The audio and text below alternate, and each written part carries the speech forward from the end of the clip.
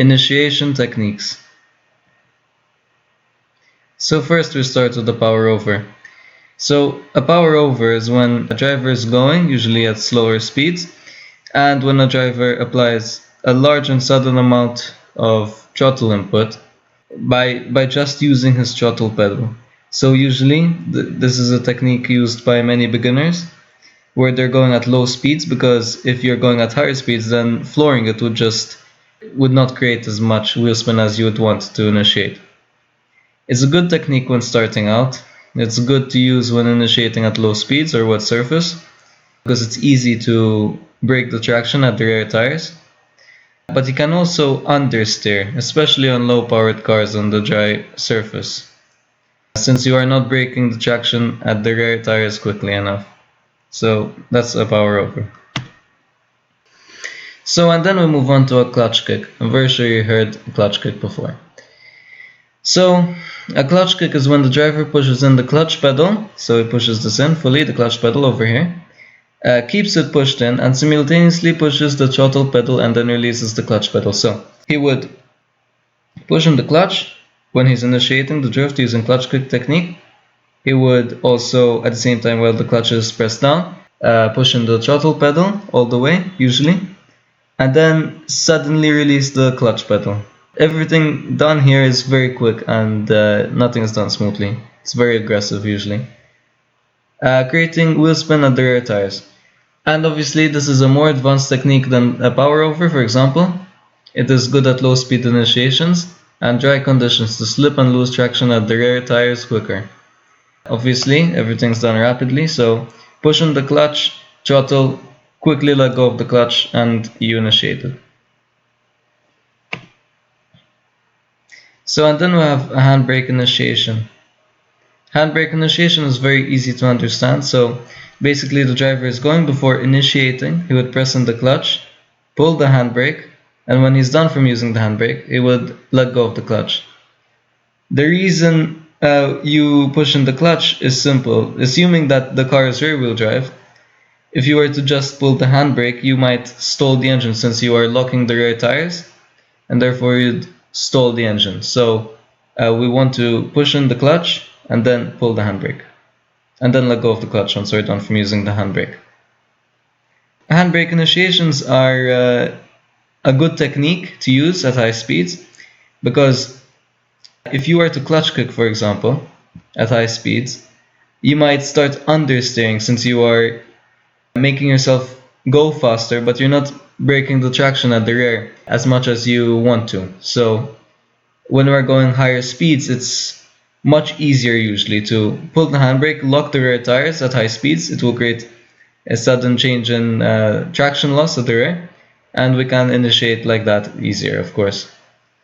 It is usually not ideal if your initiation speed is already low, because the reason being, as we said before, it can be used as a brake. Since it's a handbrake, you're also braking, you're decelerating, you're not accelerating like you would, for example, in a clutch kick. And as you handbrake initiate, you are in fact slowing down, of course. It is a quick technique to break traction at the rear, so it's also a bit of an easier technique to use when initiating. And then we have the feint entry. The feint entry is a pretty cool technique actually. So this is when the driver aggressively steers in the opposite direction of the intended drift path, creating a disruption in the balance of the car, and then quickly flicking the steering to the other side and transferring the weight to initiate. So usually the drivers would lift quickly before flicking the wheel to avoid understeering, and transfer weight more aggressively when flicking the wheel. Because as you can imagine, on a drift car, you have a lot of angle when turning the steering wheel. And if you are to flick the steering wheel while you are planted on the throttle, and especially if you're going at high speeds, you might start understeering, since you're increasing your speed and you're keeping your steering wheel locked in one position as you're flicking the wheel. So it's important that you use the pedals, clutch, throttle, brake maybe even, to make sure that you transfer the weight more aggressively while doing a feint entry. So basically what will happen is a driver is going, usually at higher speeds for a feint entry, So let's assume that we want to drift a right corner over here coming up. So what would happen is we are fully on the throttle pedal is fully applied, and now what we're going to do is we're going to flick the steering wheel to the left, and at the same time we're going to release slightly the throttle pedal, or fully release. We're transferring the weight and we're creating a disruption in the balance of the car. We're going to lose a bit of traction at the rear, but maybe not too much. We'll get a bit of slip angle. But then what we're going to do is once we start sort of drifting to the left side over here, we are going to aggressively turn to the right, maybe even lift a bit, and like that we're gaining more angle, and then we will start to turn the steering wheel to the left for the right corner. Of course, we're turning right, but our steering wheel is going to go to the left because we're drifting to the right. That is one way to initiate the feint entry. So it is good for low powered cars, for low to medium speed initiations. It is a more advanced technique.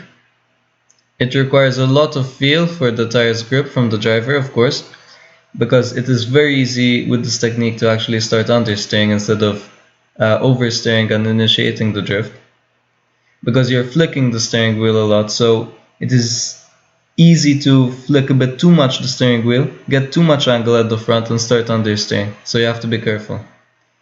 And also, in wet conditions, it is a harder technique to get right, since there is more chance of you understeering out when flicking the wheel, because you can lose the grip at the front much more easy.